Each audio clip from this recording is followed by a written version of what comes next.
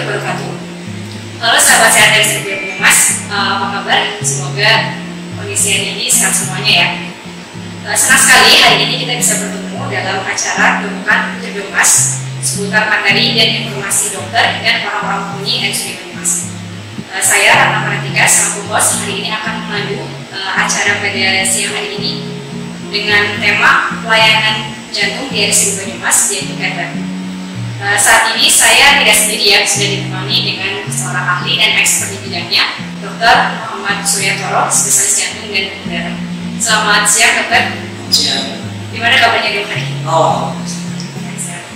Jadi gini dok, untuk pelayanan di RSUD ini yang sudah berjalan itu kan ada poli jantung ya dok, dengan 3 dokter jantung sudah sendiri, kemudian ada dokter Arini dan juga dokter Bayi. Yang mana di situ melayani ada tindakan EKG, kemudian hemodiografi dan juga treatment ya dok.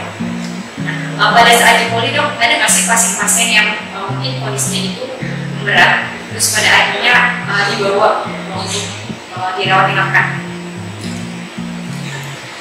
Terima kasih. Jadi memang saat ini pelayanan jantung di rumah sakit Mas ada beberapa pelayanan. Pertama, pelayanan poli jantung.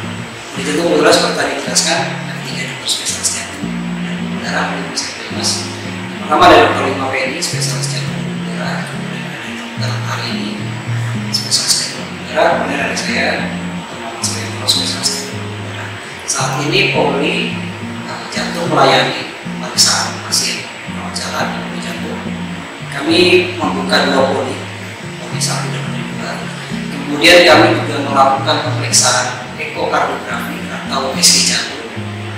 Kemudian kami juga melakukan pemeriksaan treadmill tes. Jadi treadmill itu pemeriksaan untuk menilai ada tidaknya kecurigaan adanya sumbatan pada jantung. Seperti pertanyaan tadi, pada saat kami melayani pasien di poli jantung, sering sekali pasien itu mengalami pemberatan. Biasanya ada beberapa faktor. Salah satunya faktornya paling sering adalah pasien itu tidak kontrol secara rutin sehingga tidak ada pengobatan secara rutin. Kendalanya pasien jantung ini pada saat dia mengalami sakit jantung atau kalau sesak nafas, sakit bingkai segala macam itu, pasiennya akan nurut dengan saran dokter. Kendalanya pada saat keluhan yang membaik, sesaknya berkurang, kemudian sudah tidak ada luka, pasien cenderung tidak berobat lagi. Padahal seperti kita ketahui, pasien dengan kelainan jantung atau penyakit jantung ini kita memerlukan obat-obatan secara rutin, karena obat-obatan untuk pasien-pasien jantung adalah untuk mengurangi beban jantung, kemudian membuat irama jantung tetap stabil. Ketiga adalah membuat pasien tidak dapat beraktivitas seperti biasanya.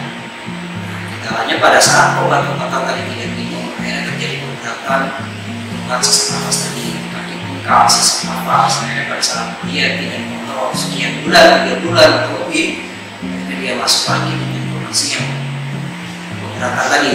Akhirnya kita butuh perawatan lebih lanjut pada pasien itu butuh dirawat inap, karena obat-obatan rawat jalan dan obat-obatan rawat inap pasti berbeda.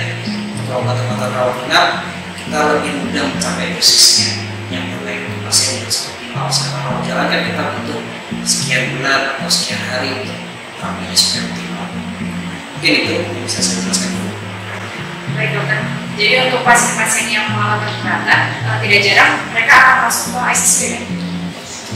Ruangan intensif yang khusus untuk menangani kegawat darurat pada pasien jantung. Untuk saat ini mungkin pasien di ICU agak seru ya, kayak bulan yang kemarin. Karena kalau misalkan di bulan yang kemarin itu saya lihat ada 1 pasien yang tindakannya itu bisa bermacam-macam ya dok. Karena memang kondisinya lagi darurat, itu ada yang memasang kateter, ventilator, kemudian bisa juga belum lagi nanti kalau misalkan diberikan obat-obat support yang tertentu juga ya dok, yang kadang dalam 1 pasien itu nggak hanya ada 1 obat tapi banyak juga simptom itu bisa sampai berdarah-darah dan nah belajar juga pasien-pasien yang seperti ini membutuhkan tindakan PCI atau sebagian dari pasien-pasien. Dan alhamdulillah sekarang di RSUD Banyumas sudah hadir ruang kanker baru ya dok, yang nantinya ini bisa menjadi salah satu pelayanan unggulan juga di RSUD Banyumas yang menangani tindakan-tindakan salah satunya PCI atau plasma ini ya. Untuk pelayanan yang ada di kantor ini mungkin sebagian masyarakat ada yang belum tahu nih dok terkait dengan kantor ini. Mungkin bisa dijelaskan dok kantor ini seperti apa sih? Oke. Ya. Sebenarnya ada beberapa poin yang saya dapat dari penjelasan tadi. Pertama saya akan menjelaskan dulu tentang ICCU. Kebetulan kita rumah sakit Banyumas saat ini sudah membuka pelayanan ICCU. ICCU itu singkatan dari Intensive Cardiovascular Care Unit. Jadi adalah ruangan perawatan intensif untuk melakukan perawatan terhadap pasien-pasien dengan gangguan daratan jantung, seperti yang tadi dijelaskan, selama sesak berat, kemudian bisa juga karena serangan jantung, bisa juga karena problem dari kardiovaskular yang lain. Pertama paling sering adalah memang mencurigakan adanya sumbatan darah jantung atau istilahnya kita sebutnya sebagai sindroma koroner akut. Memang untuk perawatan intensif itu kita membutuhkan modalitas atau kita membutuhkan evaluasi ataupun monitoring terhadap pasien itu lebih. Makanya kalau pasien itu kalau di ICU memang seperti tadi kita sampaikan, kita ada bedside monitor, kemudian memang apabila diperlukan kita membutuhkan pemasangan intubasi sampai dengan pemasangan alat bantu nafas pada pasien. Kemudian kita juga memberikan evaluasi atau memonitor pasien untuk memonitor cairan yang ada di dalam tubuhnya. Kita biasa menggunakan pemasangan kateter di pembuluh darah pusat atau central venous catheter. Kemudian kita juga melakukan pemasangan biasanya sampai dengan pemasangan alat. Misalnya pasien itu membutuhkan terapi yang lebih lanjut seperti terapi hemodialisa, kita juga melakukan di ICU.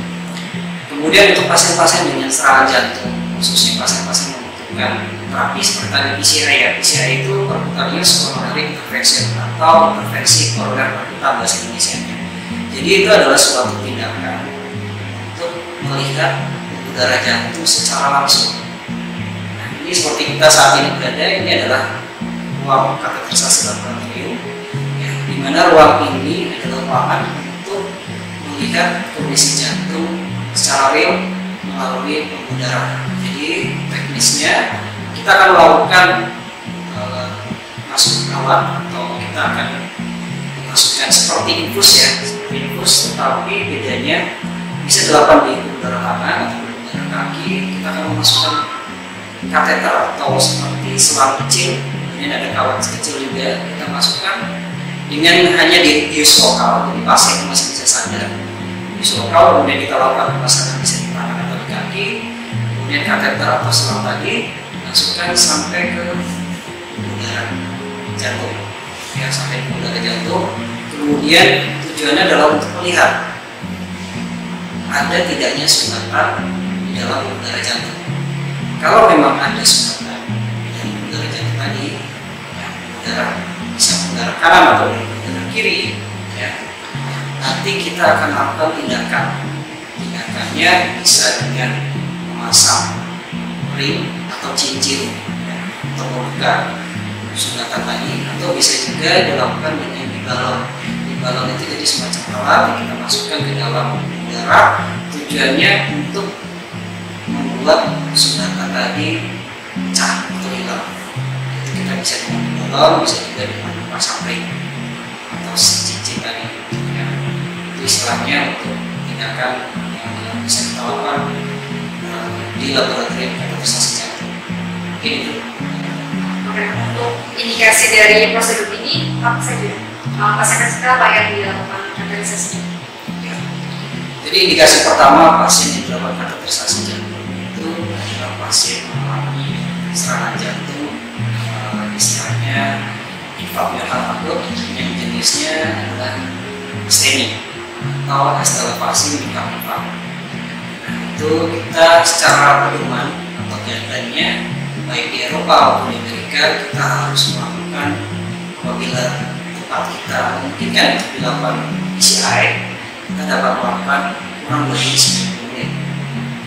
Apabila tempat kita tidak memungkinkan untuk dilakukan intervensi koroner atau PCI, kita dapat merefer ke tempat yang dapat melakukan PCI dalam waktu kurang dari 120 menit.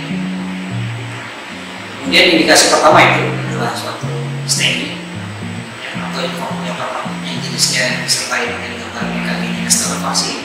Kemudian yang kedua bisa juga pada pasien-pasien non STEMI atau non ekstelevasi yang menimpa atau menyebabkan gambaran tidak ada ekstelevasi, kalau bisa ada STEMI depresi, ada nephrotik, itu kita bisa lakukan. Keadaannya secara pedoman juga dapat berjalan segera dalam 2 jam atau dalam 24 jam. Itu yang pertama bisa kita lakukan. Selanjutnya, adakah kontraindikasi dari tindakan ini? Ya. Untuk kontraindikasi sebenarnya tergantung dengan klinis. Maksudnya begini, pada saat kita menemukan pasien dengan serangan jantung, kemudian ternyata kita dapatkan kelainan darah, misalnya dengan misalnya problem utamanya adalah hematemesis atau muntah darah, atau bisa juga ini hitam. Nah, pada saat itu pertimbangan klinis yang harus kita lihat adalah mengancam nyawanya, lebih mengancam jiwa mana, serangan jantungnya atau problem perdarahannya tadi. Jadi kalau misalnya memang dirasa pada saat itu kita melihat kondisinya perdarahan yang sangat masif, itu tindakan akan kita tunda atau kita gunakan obat-obatannya seminimal mungkin. Tapi pada saat itu memang kita rasa kondisi pasien sangat membutuhkan, misalnya dengan STEMI, kemudian dengan melena, yang kita pikirkan adalah organ jantung itu. Karena pada saat organ jantung bermasalah, tentu organ yang lain menjadi ada lebih perburukannya akan lebih cepat juga. Sehingga kalau memang bicara untuk kontraindikasi, sebenarnya secara langsung tidak ada kontraindikasi dilakukan kateterisasi jantung. Tetapi semuanya kita akan lihat pertimbangannya adalah baik atau buruk dilakukan tindakan ini. Kalau memang dirasa kateterisasi jantung justru malah memperburuk dari pasien, maka tindakan kateterisasi jantung dapat kita tunda. Tapi apabila tindakan kateterisasi jantung lebih banyak bermanfaat pada pasien, maka tindakannya tetap pasien itu kita lakukan kateterisasi jantung. Baik. Tadi Dr. Surya menjelaskan bahwa ketika prosedur itu dilakukan dimasukkan selang pencegah ke dalam udara. Mungkin yang menjadi penasaran nih buat masyarakat luar, pada saat selangnya itu masuk ke dalam udara, ada rasa sakit nggak dok yang mungkin dirasakan oleh pasien? Ya, baik. Jadi sebenarnya seperti pada saat kita hanya merasakan sensasi nyeri ataupun tidak nyaman pada saat masuk pembiusan awal, karena pada saat kita masuk ke selang itu sudah selang itu kan sudah lembut ya, dan dia posisinya sudah dalam udara, jadi dalam berarti. Jadi pada saat itu selama kita mengikuti aliran darah dan katakanlah nggak mentok ya, tidak ada hambatan atau pertahanan, dan selama kita tidak melukai ya, udara, masih tidak merasakan. Paling hanya kerasa pada saat kita memberikan cairan kontras. Jadi pada saat kita melakukan diagnostik koroniografi atau kita melakukan istilahnya teropong awal di udara, itu kita ada memasukkan cairan namanya cairan kontras. Jadi pada dasarnya udara itu kalau bertemu dengan ronsen X-ray, X-ray ini sebenarnya kayak ini sama dengan X-ray sama. Nah, pada saat pembuluh darah kita lakukan X-ray itu sebenarnya pembuluh darah tidak akan terlihat, tapi dia dapat terlihat, dapat kita lihat bentuknya apakah ada sumbatan atau tidak pada saat kita memasukkan cairan kontras. Nah, cairan kontras itu yang akan menunjukkan gambaran atau menggambarkan pembuluh darah tadi. Pasien akan merasakan biasanya hanya dirasakan pada saat kita masukkan cairan kontras, rasanya seperti apa. Tapi pada saat selama kateter itu masih tidak merasa. Jadi untuk cairan kontras atau warna gitu ya dok, istilahnya itu masuk ke pembuluh darah, tujuannya agar supaya pembuluh darah di jantungnya itu terlihat di layar X-ray-nya ya. Betul. Pertanyaan selanjutnya dok, apabila pasien ternyata punya lagi terhadap pewarnaan otot itu tetap bisa dilakukan atau pada tindakan? Ya, jadi ada beberapa cara. Kita tentunya sebelumnya kita dapat mengetes dulu terhadap pasien apakah pasien memiliki alergi atau tidak. Kemudian yang kedua yang kita gunakan juga adalah yang terbukti aman untuk diberikan pada pasien. Memang kita berbicara berarti menggunakan penelitian. Kalau memang secara penelitian ada beberapa obat ataupun zat kontras yang aman pada pasien. Tapi untuk keamanan kita juga sebelumnya biasanya kita akan cek dulu apakah pasien ini alergi terhadap zat ini atau tidak. Tapi kalau memang ternyata misalnya kita tidak melakukan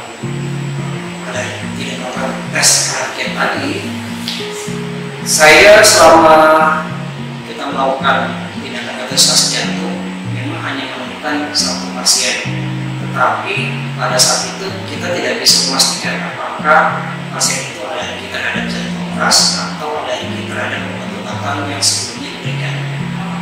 Karena pada saat itu zat kontras juga sudah masuk, kemudian obat-obatan sebelumnya juga sudah masuk. Itu hanya satu pasien. Padahal kan kita sudah melakukan lebih dari sudah lebih dari ratusan pasien kita lakukan. Tapi untuk itu biasanya kita bisa kita lakukan dengan cara dicek terlebih dahulu apakah pasien alergi terhadap zat kontras itu. Baik. Kemudian ini masih bicara selama prosedur ya dok. Selama prosedur kateterisasi jantung berlangsung, adakah risiko ataupun efek samping gitu dok yang mungkin terjadi selama prosedur itu dilakukan? Jadi memang tindakan kita melakukan kateterisasi jantung itu adalah untuk membuka saluran di udara. Maksudnya saluran tadi ada sumbatan atau tidak. Kalau memang ada sumbatan, kita harus hilangkan sumbatannya dengan cara memasang stent atau balon tadi.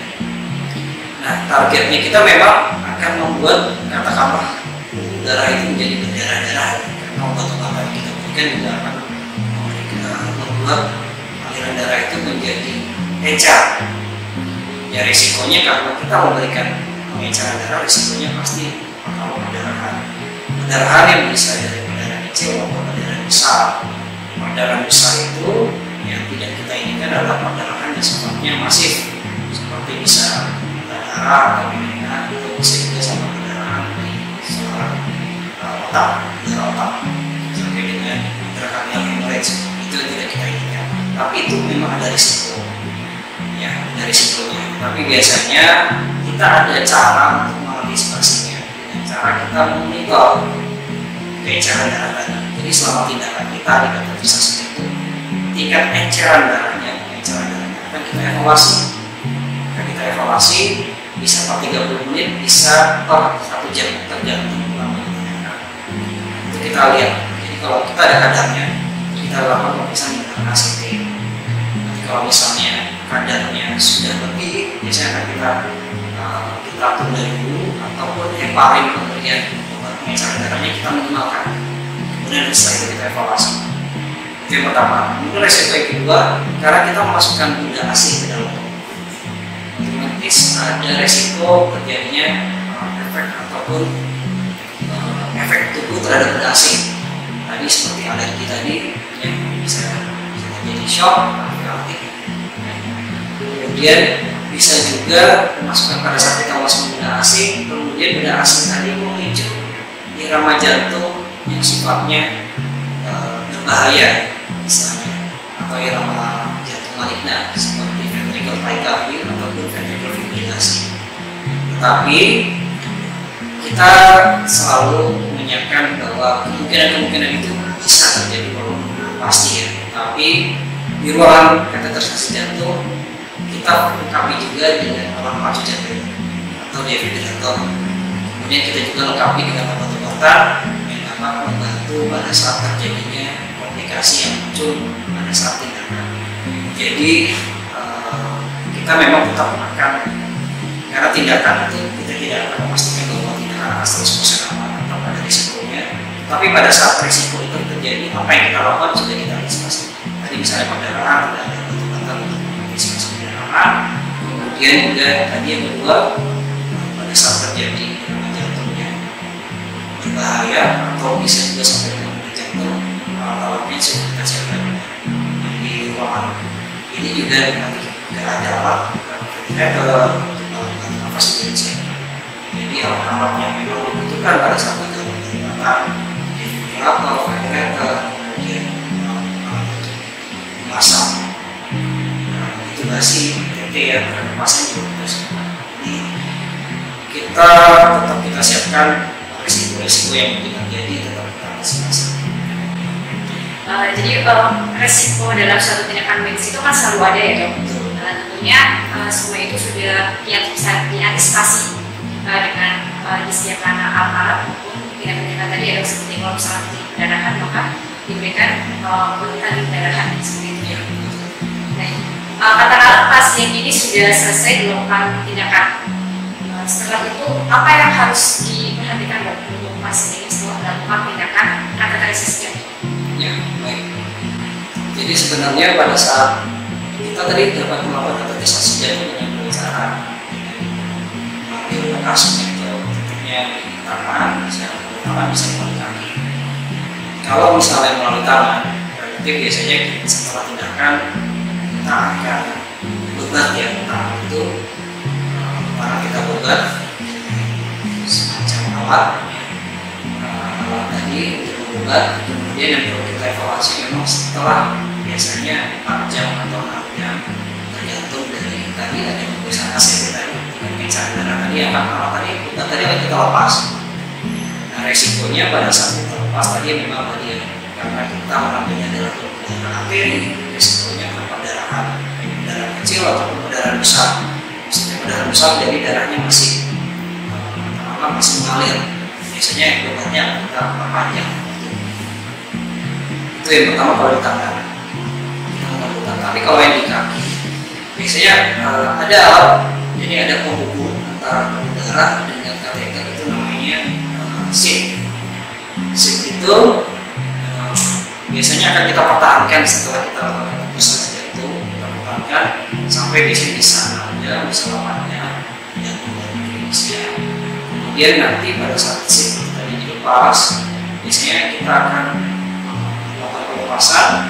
Kemudian kita tekan juga, kita tekan juga, kita tekan secara manual, tidak tekan manual, darah manual, bisa kanan atau kiri, sampai perdarahannya berhenti.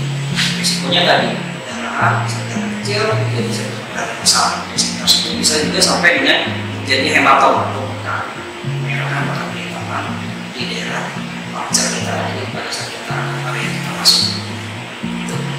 Kemudian kalau misalnya setelah itu, selama alat itu belum dilepas, baik tangan atau di kaki, ya, otomatis kita minta pasien untuk dimobilisasi dulu, tidak bergerak dulu kaki atau tangannya, ya, namanya sampai alat tadi dilepas. Kemudian setelah alat itu dilepas, ya, pasien biasanya akan kita minta 2 jam sampai 4 jam mobilisasi ringan. Jadi mulai digerak-gerakkan jari-jarinya, tapi jangan. Nanti kalau sudah aman, tidak ada perdarahan, kondisi bagus, baru pasien boleh mobilisasi secara bertahap. Itu boleh kakinya ditekuk, kemudian boleh juga berdiri. Itu juga di tangan maupun di kaki. Kemudian setelah itu biasanya setelah itu selesai, selama komunikasi tidak ada, pasien biasanya ada dirawat inap di ruangan biasa setelah tindakan. Setelah selesai biasa pasien bisa pulang dan tidak ada katakanlah larangan pasien. Maksudnya larangan dalam aktivitas ya. Jadi pasien tetap punya aktivitas seperti biasa.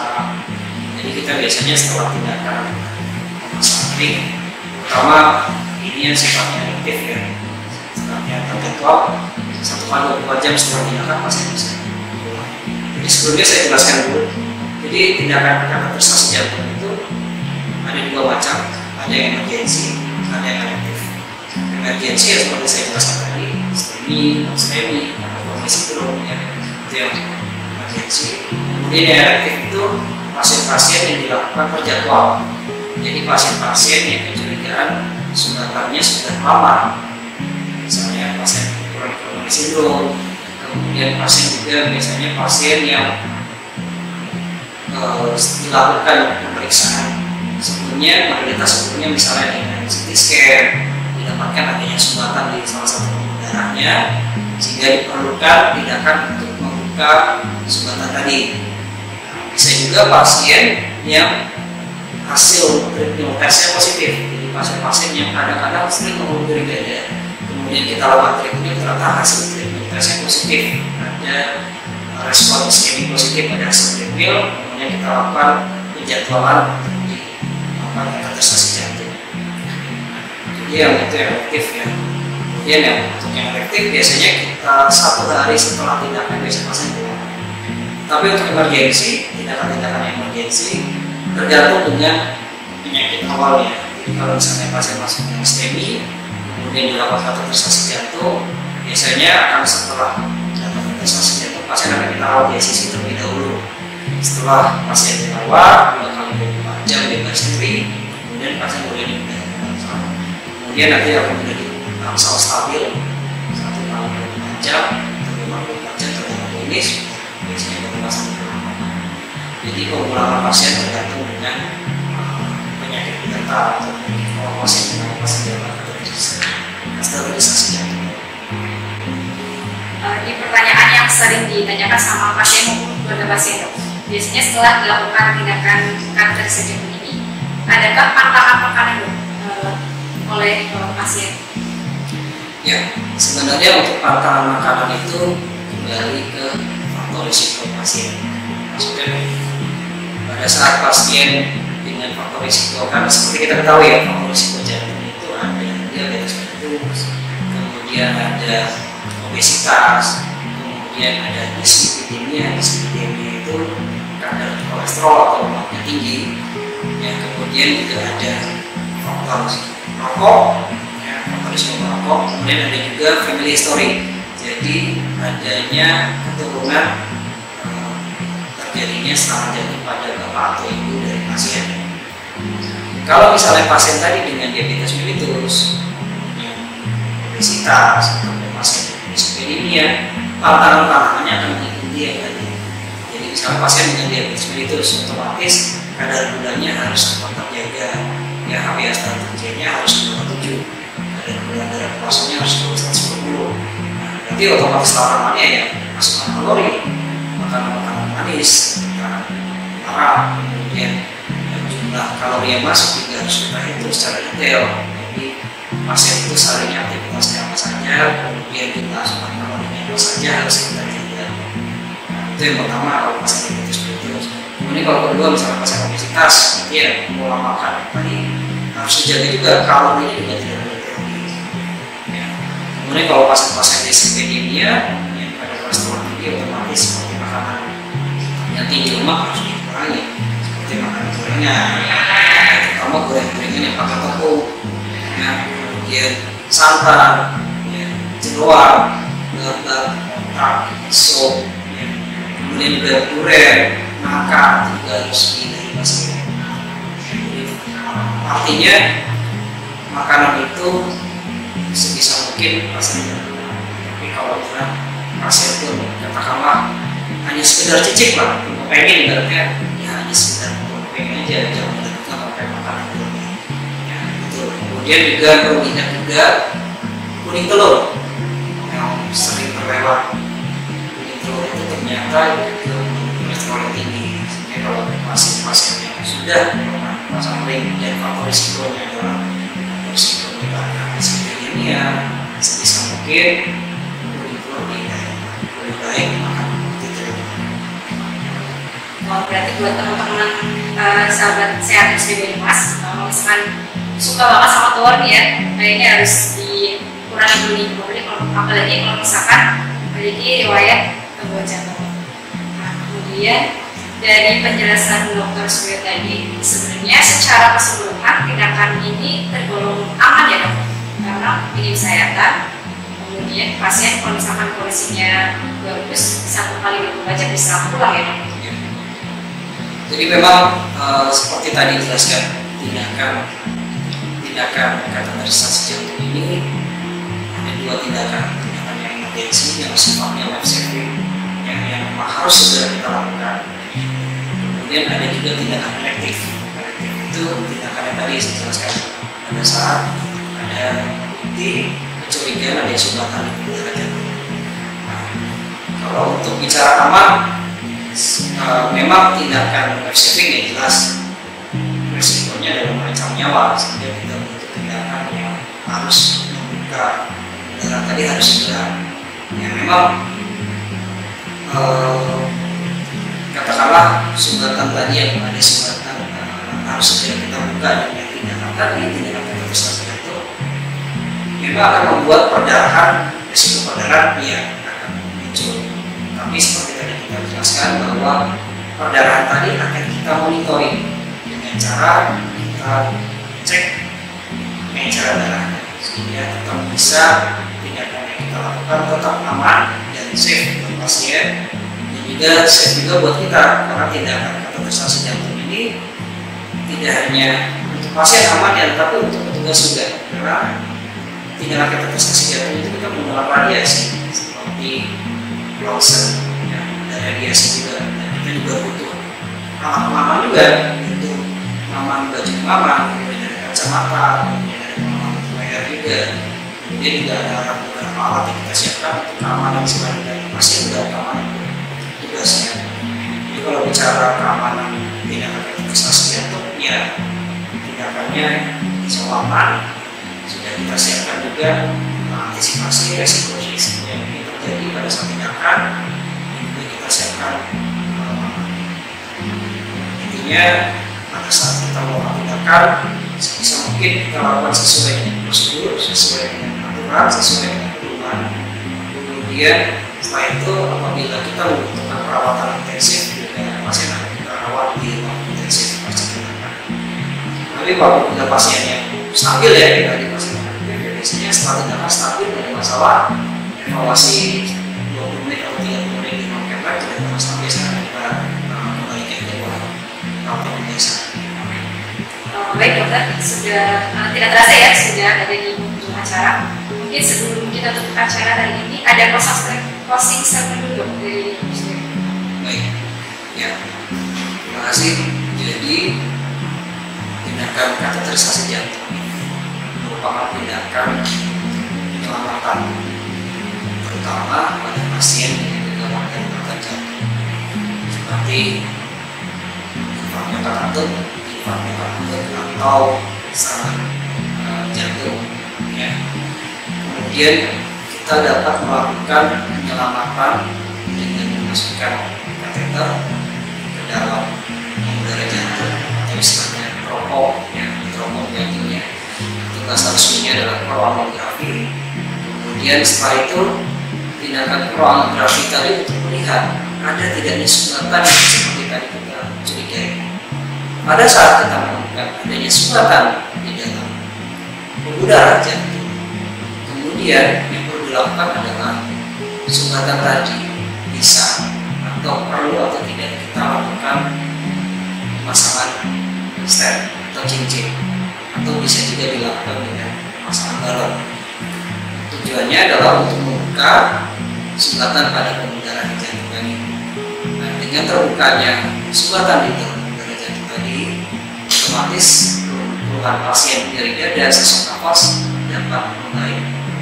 Ya, harapannya otot-otot jantung yang mengalami kerusakan karena sumbatan tadi menjadi lebih banyak bisa kita selamatkan, sehingga kedepannya pasien tadi bisa selamat, bisa kembali lagi ke keluarga, dapat beraktivitas lagi tanpa ada keluhan siksa, sehingga harapannya dengan ada kateterisasi jantung, angka mortality dan morbiditas akibat penyakit jantung dapat turun dan bahkan dapat minimal atau sampai rendah ya.